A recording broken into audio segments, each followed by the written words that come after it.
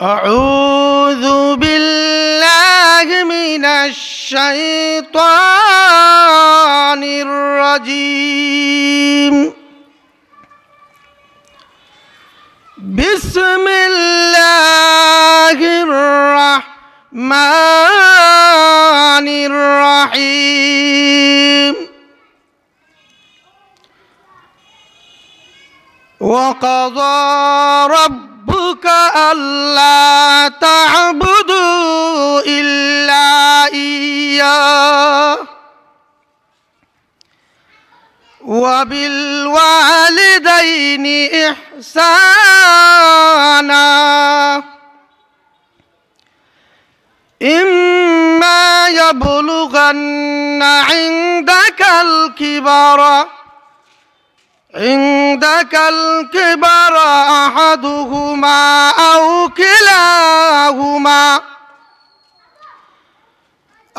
كلاهما أف ولا تنهرهما وقل لهما قولا كريما واخفض لهما جناح الذل من الرحمة وقل رب ارحمهما كما ربياني صغيرا. صلى الله على سيدنا ومولانا محمد وعلى آله وأصحابه وسلم. اللهم صل على محمد وعلى آل محمد كما صليت على إبراهيم وعلى آل إبراهيم إنك حميد مجيد. اللهم بارك على محمد وعلى آل محمد كما باركت على إبراهيم وعلى آل إبراهيم إنك حميد مجيد. لئن شكرتم لأزيدنكم ولئن كفرتم إن عذابي لشديد. আল্লাহ বলেন, আল্লাহর বান্দা যদি শুকরিয়া আদায় করে আমি নিয়ামতের কি করবো? শুকরিয়া নিয়ামত বাড়াই দিব। আর যদি নিয়ামত অসংখ্য গণিত নিয়ামত পাইয়া শুকরিয়া আদায় করে না, নিয়ামত তো চিনাইয়া নিমু, আমার কঠিন কঠিন আযাব ওই বান্দার বান্দি বুক করতে হইব। ঠিক কিনা ওটি ভাই হল আর দুস্থ হল। আল্লাহ পাক রব্বুল আলামিন বিভিন্ন আয়াতে বিভিন্ন রকম বর্ণনা দিয়েছেন। আমি আপনাদের সামনে যে আয়াতে করিমা তেলাওয়াত করেছি, ওয়াকাযা রাব্বুকা আল্লা তা'বুদু ইল্লা ইয়াহু, আল্লাহ পাক রব্বুল আলামিন বলেন, হে আমার বান্দার বান্দিরা, তোমরা একমাত্র আমি আল্লাহর কি করো? ইবাদত করো। আল্লাহ পাক রব্বুল আলামিন আল্লাহর ইবাদত করার জন্য আমাদেরকে নির্দেশ দিয়েছেন। এরপরে সাথে সাথেই ওয়াবিল ওয়ালিদাইনি ইহসানা, সাথে সাথে বলেছেন তোমরা মাতা পিতার সাথে কি করো? ভালো ব্যবহার করো, সৎ ব্যবহার করো। আল্লাহ পাক রব্বুল আলামিন উনার ইবাদতের সাথে সাথেই বলে দিয়েছেন যে তোমরা কি করো? মাতা পিতার সাথে ভালো ব্যবহার করো, মাতা পিতার সাথে সৎ ব্যবহার করো। ভাই হল আর দুস্থ হল, আল্লাহ পাক রব্বুল আলামিন বলেন, ইম্মা ইয়াবলুগান্না ইনদাকাল কিবারা আহাদুহুমা আও কিলাহুমা, যে মাতা পিতা তোমাদের দুইজনের মধ্যে যে কোনো একজন, মাতা অথবা পিতা তোমার জীবদ্দশায় যদি থাকেন, তাহলে তুমি কি করো? উফিউ ওয়ালা তানহারহুমা, তাদের সাথে তুমি এমন আচরণ করো যে আচরণে তারা উফ শব্দ বলেন নাই, এমনভাবে নরমভাবে তুমি তাদের সাথে কি করতে হইব, আচরণ করতে হইব। আল্লাহ বলেন উফিওয়ালা তানহার হুমা, তুমি তাদের সাথে কি করো, নরম সুরে কথা বলো, এমন আচরণ করিও না যে আচরণ ভাইয়া তারা উফ শব্দ বলেন, তাদের সাথে তুমি দমক দিয়ে বলিও না। ওয়াকুল্লাহুমা কাউলান কারীমা, আল্লাহ বলেন তুমি তাদের সাথে সুন্দর আচরণ, নম্র ভাষায় তাদের সাথে কি বলো, কথা বলো। ওয়াখফিজ লাহুমা জানাহাজ যুল্লি মিনার রাহমা ওয়াকুর রাব্বিরহামহুমা কামা রাব্বায়ানি সগীরা, তুমি তাদের সাথে এমনভাবে চলাফেরা, এমনভাবে ব্যবহার করো যে আচরণে তারা সন্তুষ্ট হন, মুগ্ধ হন। আল্লাহ বলেন দোয়া শিখাই দেন আল্লাহ, ওয়াকুর রাব্বিরহামহুমা কামা রাব্বায়ানি সগীরা, হে বান্দার বান্দি তোমরা তোমাদের মাতা পিতার জন্য এই দোয়া করো, রাব্বিরহামহুমা কামা রাব্বায়ানি সগীরা। আল্লাহ রাব্বুল আলামিন এই শিকাল দোয়ার মধ্যে বলেন, হে বান্দার বান্দি তোমরা আমার কাছে দোয়া করো যেইভাবে তোমার মাতা পিতা ছোটবেলায় তোমাকে লালন পালন করেছেন। আল্লাহ আজকে আমার মাতা পিতা দুনিয়াতে নাই, কবরের জগতে, আল্লাহ গো তুমি আমার মাতা পিতাকে আমার সাথে যেমন আচরণ করেছেন সেমনভাবে তুমি তাদের সাথে আচরণ করো। সুবহানাল্লাহ।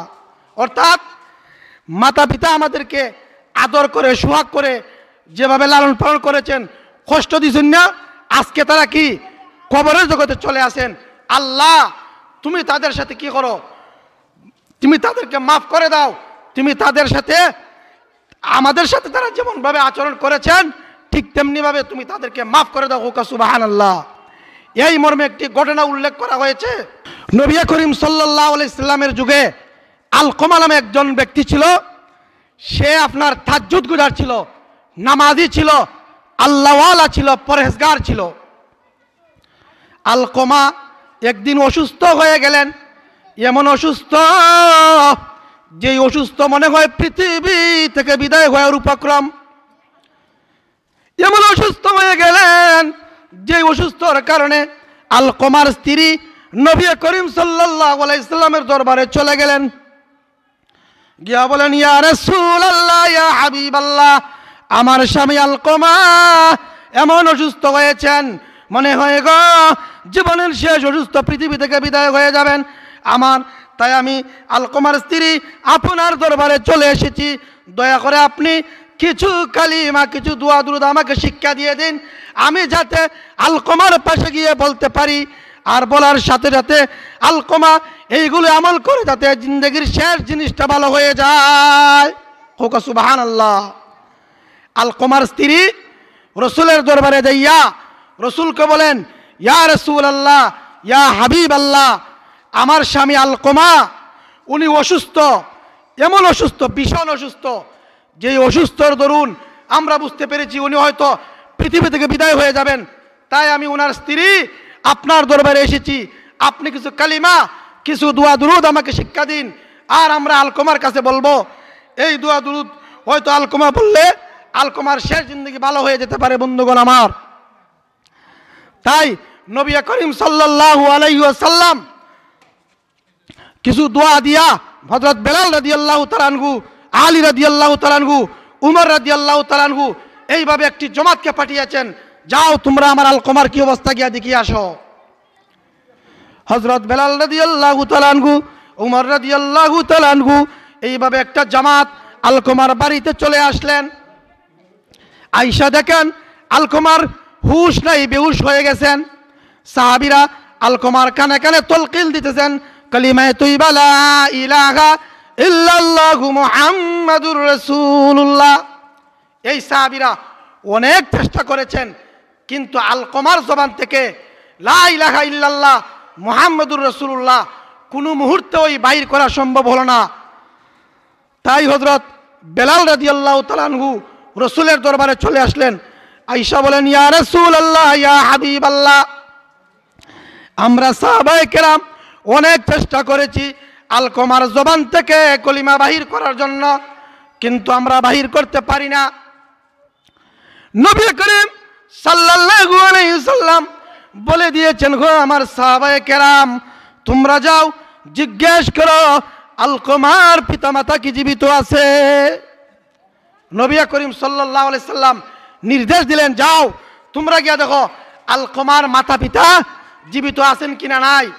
বেলাল রাদিয়াল্লাহু তাআলা আনহু চলে গেলেন, গিয়া জিজ্ঞেস করলেন, দেখা গেল আলকমার পিতা পৃথিবীতে নাই, আলকমার বৃদ্ধা মা উনি আছেন। নবীকে জানাইলেন, ওগো আল্লাহর নবী, আলকমার বাবা পৃথিবী থেকে বিদায় হয়ে গেছেন, আলকমার বৃদ্ধা মা আছেন। নবী বললেন, যাও আলকমার বৃদ্ধা মাকে গিয়ে আমার পক্ষ থেকে সালাম দাও, গিয়ে বলো নবী করিম সাল্লাল্লাহু আলাইহি সাল্লাম তোমাকে সালাম দিয়েছেন আর তোমাকে আসতে বলেছেন। যদি তুমি সম্ভব হয় নবীর দরবারে চলে আসো, না হয় নবী করিম সাল্লাল্লাহু আলাইহি সাল্লাম তোমার দরবারে চলে আসবেন। সুবহানাল্লাহ।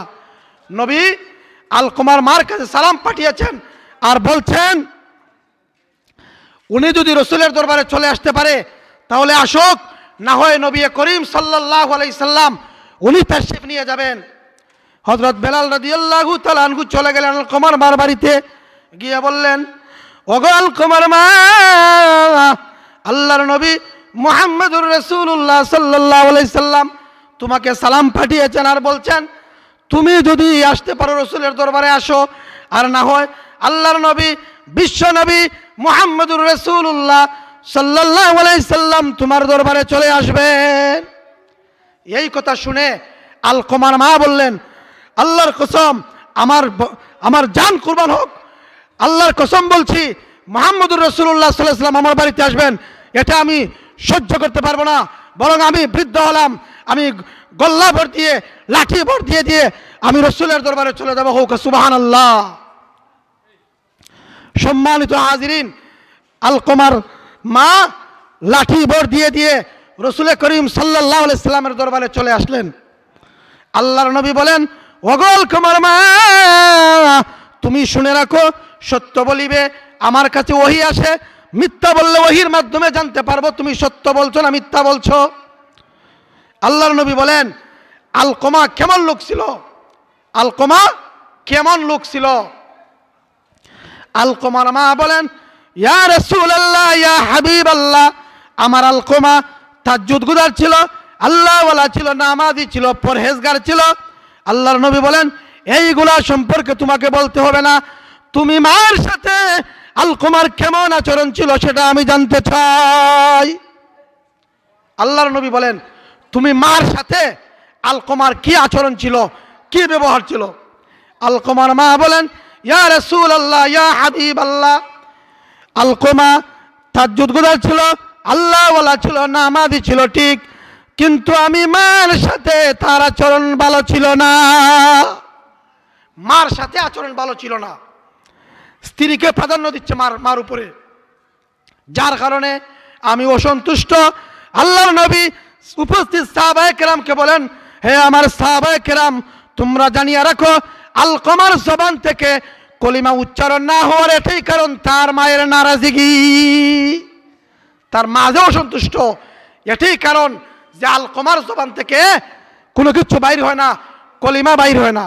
আল্লাহর নবী বলেন, ও আমার সাহাবায়ে কেরাম, তোমরা যাও বাগানে গিয়ে লাকড়ি নিয়ে আসো, লাকড়ি নিয়ে আসো, আমি আগুন ধরিয়ে দিব, আগুন ধরিয়ে দিয়ে আলকমাকে এখানে জ্বালিয়ে দেব।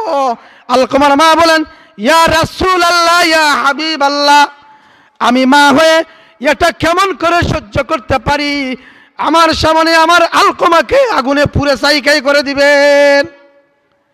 আলকমার মা বলেন, ইয়া রাসূলুল্লাহ, ইয়া হাবিবাল্লাহ, আমি মা হইয়া এটা কেমন সহ্য করি?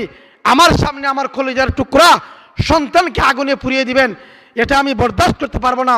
আল্লাহর নবী বলেন, তাহলে তুমি তোমার সন্তানকে মাফ করে দাও।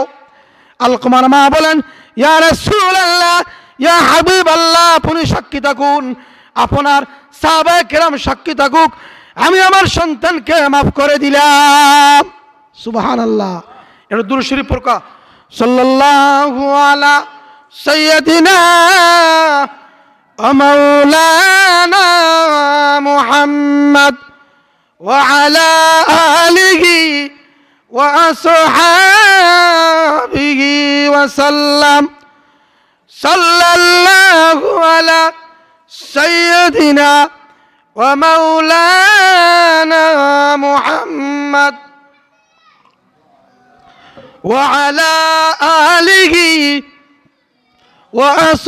وأصحابه وسلم আল্লাহ বলেন হে আলকমা তুমি যখন মাফ করে দিলে আমি আমার সাহাবায়ে কেরামকে তোমার বাড়িতে পাঠাচ্ছি হে বিলাল তুমি যাও আলকমার বাড়িতে যাও গিয়ে দেখো আলকমার কেমন অবস্থা হযরত বিলাল রাদিয়াল্লাহু তাআলা আনহু দৌড় দিলেন আলকমার বাড়িতে যাইয়া যখন উঠানের মধ্যে উঠলেন বাড়ির মধ্যে উঠলেন ঘর থেকে আওয়াজ আসতেছে লা ইলাহা ইল্লাল্লাহু মুহাম্মাদুর রাসূলুল্লাহ সাল্লাল্লাহু আলাইহি ওয়াসাল্লাম। যেই মাত্র বিলাল রাদিয়াল্লাহু তাআলা আনহু আলকমার বাড়িতে গেলেন উঠানে উঠার পরেই দেখা যায় আলকমার ঘর থেকে আওয়াজ আসতেছে কি আওয়াজ আসতেছে লা ইলাহা ইল্লাল্লাহু মুহাম্মাদুর রাসূলুল্লাহ। এই জন্য কবি বলেন খেদমতে মা দরপিদর কুন বখতিয়ার খেদমতে মা দরকুদর কুন বখতিয়ার তাশোই আজমাল দৌলত বখতিয়ার তাশোই আজমাল দৌলত বখতিয়ার খেদমতে মা দরপিদর কুন সুবহ শাম তাকে বাসি দরদু আলম নেকে নাম। ভাই হলার দুস্থ হল আপনি আমি এই পৃথিবীর চিরকাল থাকতে পারবো নি কেউ থাকতে পারবো না সবাই পৃথিবী থেকে বিদায় হতে হবে ঠিক কিনা ঠিক এই জন্য মরার আগে আগে কবরের সামান তৈরি করা দরকার না দরকার না হ্যাঁ কবি বলেন आज भी जाना कल भी जाना जाना एक दिन होएगा आज भी जाना कल भी जाना जाना एक दिन होएगा आज भी मरना कल भी मरना मरना एक दिन होएगा ठीक ना ठीक भाई हलार दुस्त हल এটা দুরূদ শরীফ পড়কা সাল্লাল্লাহু আলা সাইয়্যিদিনা مولانا محمد وعلى آله وأصحابه وسلم আমাদের অত্র এলাকার পরিচিত হযরত মাওলানা সাদিকুর রহমান সাহেব তশরিফ এনেছেন আমি আমার সংক্ষিপ্ত বয়ান এখানেই শেষ করব ওয়া আখির দাওয়ানা আনিল হামদুলিল্লাহি রাব্বিল আলামিন।